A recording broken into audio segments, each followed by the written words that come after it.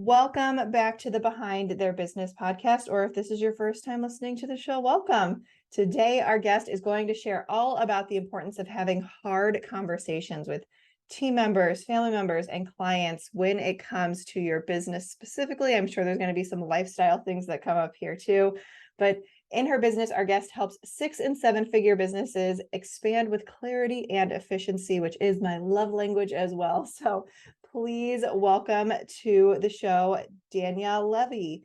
Danielle, Thank I'm so glad that you're here. thank you. So happy to be here. So happy to be here. You're so sweet. So let's talk about you. Let's talk about what you were doing before you started this business. How did you get started in this business? Take us on your personal journey. Yeah. I'm in the Boston area, Massachusetts, USA, and I launched my career. I probably spent more than 15 years in traditional, like many people have seen the Mad Men TV show, types of environments, really working in the best ad agencies, digital consulting agencies, design studios, like the best of the best. Literally in environments where it was faster to put me on a plane than it was for like the UPS or FedEx or whoever to deliver at 8 a.m. the next morning. Like it was just crazy. And it led to directly to a path of burnout. So I was like, well, I guess it's a good time to go to graduate school. And because why not go to graduate school, right? Like nothing better to do with myself. And I got out of graduate school, right? I graduated the year of a milestone birthday for me. And I was like, okay, now I'm really just really burnt out, because if being burnt out going into graduate school isn't like the best idea, then coming out of graduate school double burnt out is exactly what's going to happen. So for this milestone birthday, all I knew was I wanted to have like big fun. I'm pretty much an introvert. So I knew I didn't want to party. I didn't want a lot of attention, but everything that I tried to do kind of fell through. I had plans to go to Cuba. I had plans to go to a dude ranch. Like I had all these plans and nothing worked out. So one night and I promise the story is going somewhere.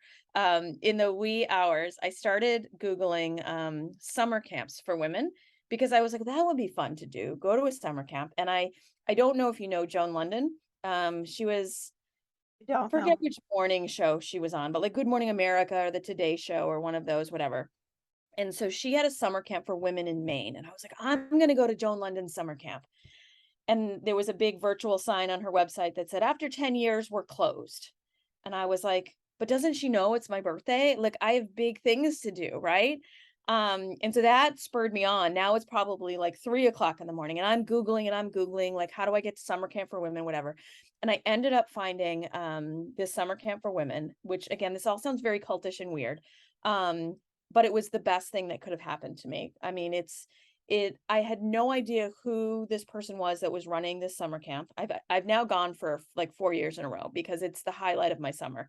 It's literally like, I think her tagline is like grown ass women having fun or something like that.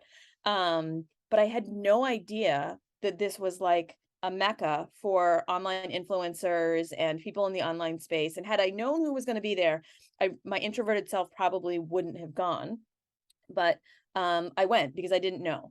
And the first one was in Asheville, North Carolina, and it rained for 4 days straight. So, what do you do at a women's camp when it rains for 4 days straight?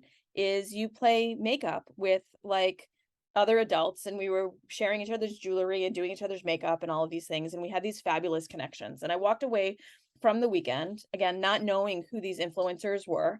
And a couple of days later, after I got back, I got an email saying, I'm under contract. This was from what I now know to be the DOO of one of the biggest influencers in the space.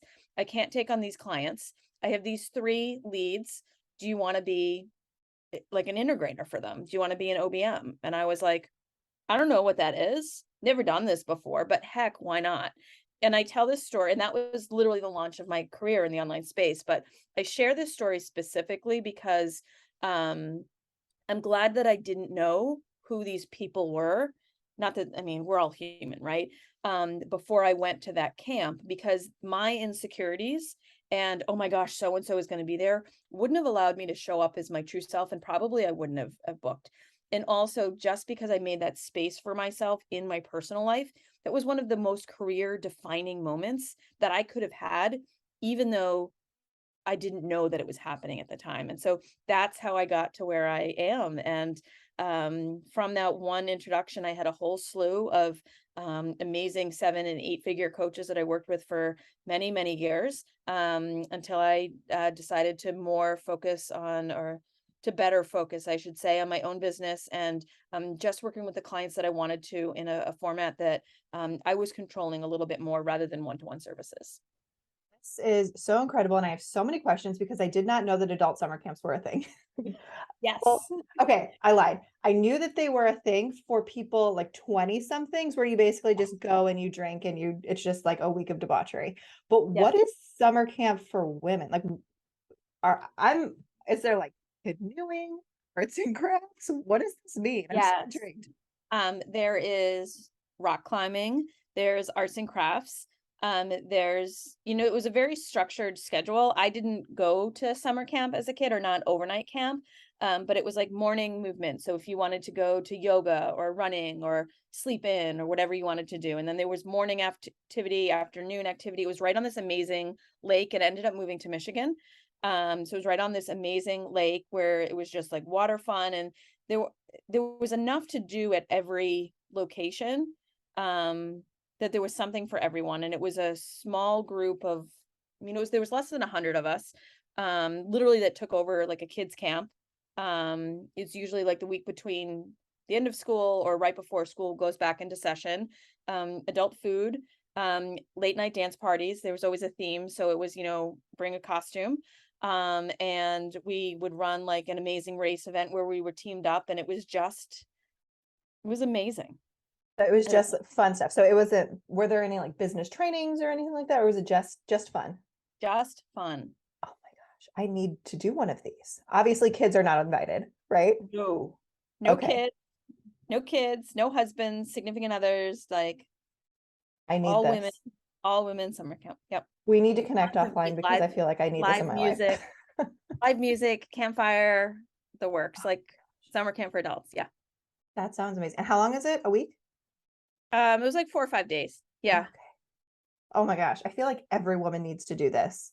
Yes. Just for the break from kids and husband alone. Terrible, but Yeah. So I promised my story was going somewhere, but yeah, that's how yeah. I And got to where I am. I just get distracted with the summer camp part because that just sounds so fun and exciting to me. But all right, so I know one thing that you mentioned was you operationalized your values. So since you've done that, what kind of difference has that made in your business and in your clients' businesses, if it has made a difference? Yeah. It has made me, one of the things that I learned, so this kind of goes back to my origin story, is when I got into the online space, I went from being this kind of executive who had done really well, that knew how to get things done, that like was one of the movers and shakers, to all of a sudden I was in this new space of like new people, new CEOs, what's a funnel, like what's an open cart, like all this stuff, right? And so became very insecure that I didn't know enough, or I didn't know how to have this kind of conversation. I didn't know how to know that kind of conversation because it was a different environment. And what I eventually figured out actually is that it is a different environment, but I think there are many pieces of a more traditional corporate world, that should be carried over to this online space, right? And defining my core values and how I show up gave me the confidence, to work with my clients in a way, it was very true to me, and to ask the hard questions, knowing that it wasn't personal. It was about business and understanding my clients' core values. How do they want their companies to grow and scale? What is the way that they operate? It makes it okay to say, hey, I saw this thing, it didn't really hit our quality standards, or this person isn't really performing at their best. And it's not about the person, it's about, are they not in the right seat in the company? Is it because there's a bottleneck in front of them? It gave me a confidence to be like, it's okay, because I now know the rules of the game. And it just, like, I keep saying this, but it gave me the confidence to ask the hard questions. It makes so much sense because I came from the corporate world too. I was in corporate for 10 years before I just magically stumbled upon a Facebook ad and discovered this online world.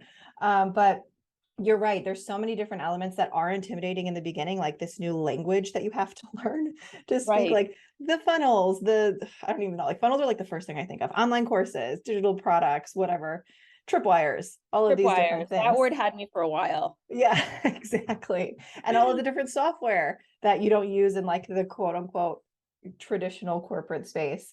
Yeah. And but you're right, there's so many different, or there's so many ways that it's compatible with the traditional corporate world, especially as you grow your business, because you're going to have to take those team management principles into account. You're going to have to take like all of the back end elements into account that you've used. So there are so many different skills that are transferable from the corporate world that you can use in your business, not necessarily in the very beginning because you're like, what the heck am I doing? Yeah. How do I run a business? But definitely as you grow and scale for sure. So speaking of like team members, let's talk about having hard conversations, which is our topic for the day. So can you think of like any specific conversations with either team members or family members or clients that really stick out to you and you didn't necessarily want to have them, but you knew that you had to have them in order to move forward? Yeah. So for me, it comes down to two um different there's personal and there's business, right? I actually have found that as soon as and I remember I went through a certification, I can't remember which one it was, where they talked about the client is not your client, the business. Like the person signing your paycheck is not your client, the business is your client. And as soon as that like registered for me that no matter what was happening, that my best interest was to serve the business and how to push the business forward. It took the personality out of it. It took the I feel bad out of it. I'm still someone that really, really um, just depends on relationships. And I just value relationships above all else. So it's having hard conversations for me is something that I try to be very tactful about. And I think a lot about.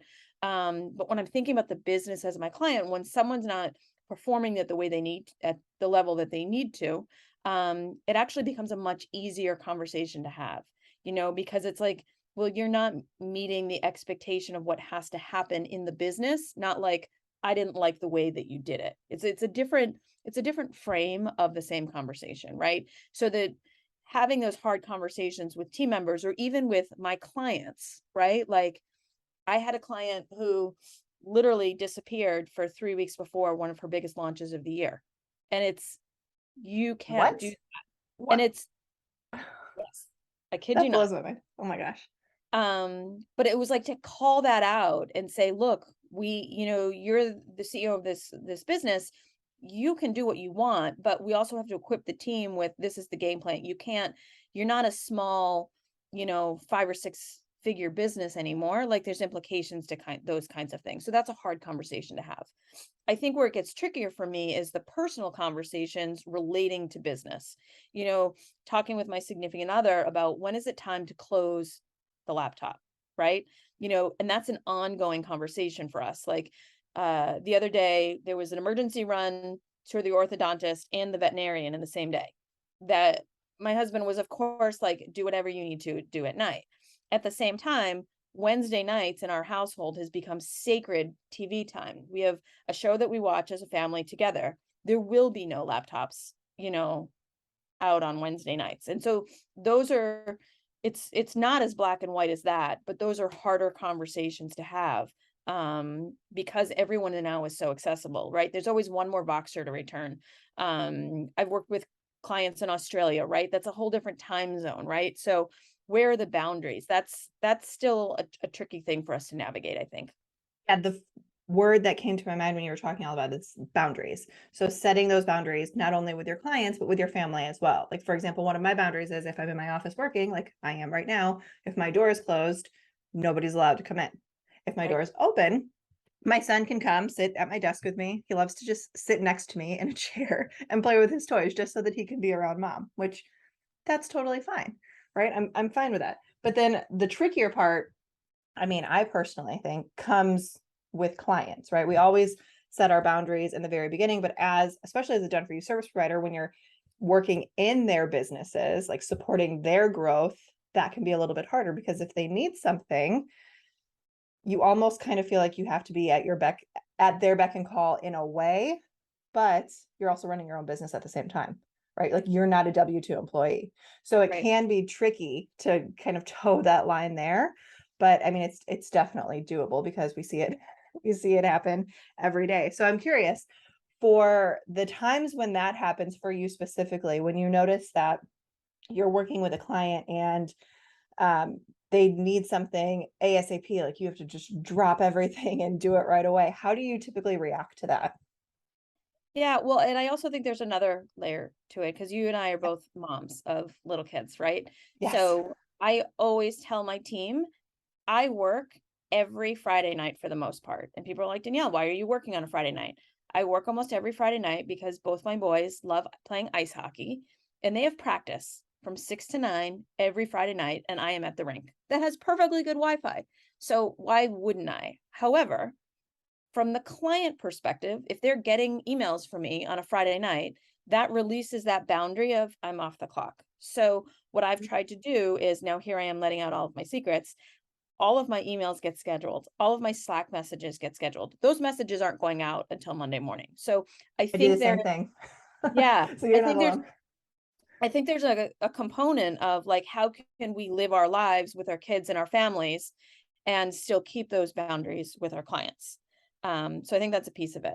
Um, and I guess regarding the other part of your question, um, I I will not give my cell phone out to my clients. There are enough ways for them to get a hold of me. If there is a true emergency, they can do that. I would say that clients that consistently kind of abuse that, I have just learned over time, those are not right fit clients for me. I am incredibly flexible with my time. Um, I will admit last Saturday morning and the Saturday morning before that, I spent a couple of hours with a client because it was on my terms, because she understood it was the exception and it was the best thing we could have done for the business and that was okay. She doesn't abuse it. I'm happy to do it. There's a mutual feeling there.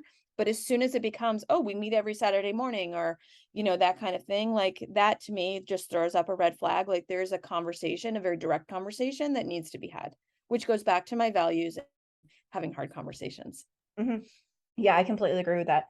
Fun fact, not even my team has my cell phone number either. I actually created a free Google Voice number. So Mhm. that's like my business number. So the only person who actually has that is my team member. So I'm like, if somebody is like threatening to burn down my company, this is when you use this number. Like, don't text me, don't call me unless Yeah. it's like a level 10 emergency. Like you can email me, you can send me a Slack message. I will eventually see it, but don't contact me. So yeah, there's like I am completely unreachable to Yeah. the outside world, and that's the way I like it personally. Yeah. Um, Well, and I sorry, go would ahead. also argue that it's not even just about the way that you like it. It's about like not missing messages and keeping information flowing the way that it needs to. So it's also part of a good system, not Mhm. just like well, I don't want to give you my phone number because that's also not what it's about. Right, exactly. Yes, exactly. Like I have specific tools that I use for business purposes only, like Google Voice, business tool. My phone is for friends and family only. So yes, exactly. Yep. Um, I know we have to wrap up pretty soon, but I do want to just very quickly talk about burnout because this is a topic that comes up so often for so many people. So, when you are working in your business, supporting your clients, do you have any specific ways that you try to prevent burnout from happening in your life? Um, so you should know that I'm not a particularly woo kind of person. I definitely should be exercising more and eating more of my fruits and veggies and all of those kinds of things. But We what I all should. would say is I really try to listen to my body. I am a workaholic and I will burn myself right out. And I am so in tune with myself right now about like if it's late at night and I'm feeling good, I'm going to keep going. But the second that I feel like that crispness in my eyes or I'm feeling kind of tired, like it's for the most part, there's nothing that can't wait until tomorrow. And so for me, that's been the game changer is to work on the kinds of things based on what my body is telling me. Like I'm not a I'm not a great morning person. So the morning I use to just kind of ease into my day, like all the smaller tasks, right? I'm golden in the afternoon. So that's when I get into, the heavier things. A lot of people are reverse of that. Take the big stuff in the morning because they're tired in the afternoon. But I definitely say listen to your body. I'm also a huge believer in taking breaks. And again, as a workaholic, that can be really hard to do, but it always rejuvenates me. So those are my 2 tips, I think.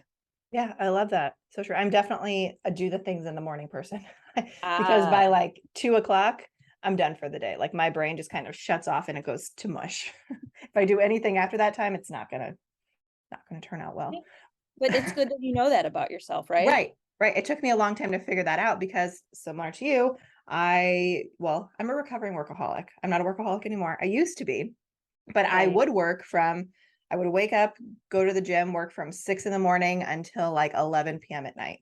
No Mhm. breaks in between, usually. I mean, I would eat and go to the bathroom, but Right, right, right, right. that was it. Like those were my breaks.